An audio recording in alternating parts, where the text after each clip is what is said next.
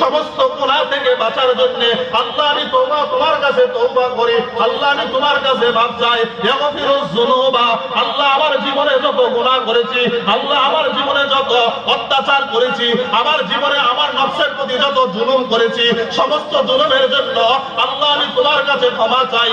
আল্লাহ তুমি আমাকে ক্ষমা করে দাও। ইয়াগফিরুজ যুনুবা ইল্লা আনতা, নিশ্চয়ই রব মাফ করনে ওয়ালা, ইল্লা আনতা, নিশ্চয়ই রব মাফ করনে ওয়ালা, নিশ্চয়ই রব আপনি আমাকে ক্ষমা করে দিবে। যদি ক্ষমার মতো তওবা করতে, যদি তুমি চাওয়ার মতো রবের কাছে চাইতে পারো, যদি তওবা করার মতো রবের কাছে তুমি তওবা করতে পারো, তোমাকে ক্ষমা করে দিবে, রব তোমাকে ক্ষমা করে দিবে। ও দোস্ত ভাইয়ারা, আমরা একটা মানুষের কাছে যদি হাত পাতি, দ্বিতীয়বার হাত পাতলে ওই লোকটা রাগান্বিত হয়ে যায়, বারবার কেন আমাকে দিকে হাত পাচ্ছে। আর রব বলেন, বান্দা যখন হাত পাতা বন্ধ করে দেয়, রব বলে আল্লাহর কাছে যখন তার চাওয়া বন্ধ করে দেয়, আল্লাহ তার প্রতি গুসা হয়ে যায়। রব বলে যত বেশি বান্দা আমার কাছে চাইবে, রব তত বেশি খুশি। রব বলে যত বেশি আমার কাছে তওবা করবে, রব তত বেশি খুশি। তাইলে আমরা কি পরিমাণ রবের কাছে তওবা করার দরকার?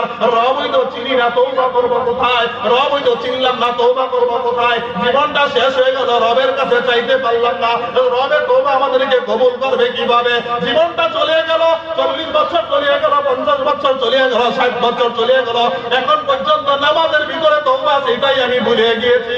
আমি রবের কাছে কিভাবে চাইবো? আমি রবের কাছে কিভাবে পাইবে? আমি রবের কাছে কিভাবে আমি চাইবো? রব তো তোমাকে শিক্ষা দিয়ে দিয়েছে, তোমাকে শিক্ষা দিয়েছে। কে শিক্ষা দিয়েছে? যিনি হায়াতুন নবী, তিনি তোমাদেরকে শিক্ষা দিয়েছে। যিনি হায়াতুন নবী, তিনি তোমাদেরকে শিক্ষা দিয়েছে। ও ভাই, হায়াতুন নবী কে? হায়াতুন নবী আরবি শব্দ, বাংলা শব্দ, তার অর্থ কি? হায়াতুন নবী হচ্ছে জিন্দা নবী। আমার নবী কি জিন্দা নবী না হায়াতুন নবী? আপনার আমার নবী কি হায়াতুন নবী না জিন্দা নবী? জিন্দা নবী। আলেম ওলামা বুঝে ফেলেছে হায়াতুন নবী যিনি, জিন্দা নবী তিনি। সাধারণ মানুষে বুঝে না হায়াতুন নবী বললে। আমাদের নবী, আপনার নবী জিন্দা নবী।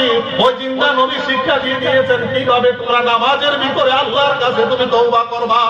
ইয়াগফিরুজ যুনুবা ইল্লা আনতা ফাগফিরলি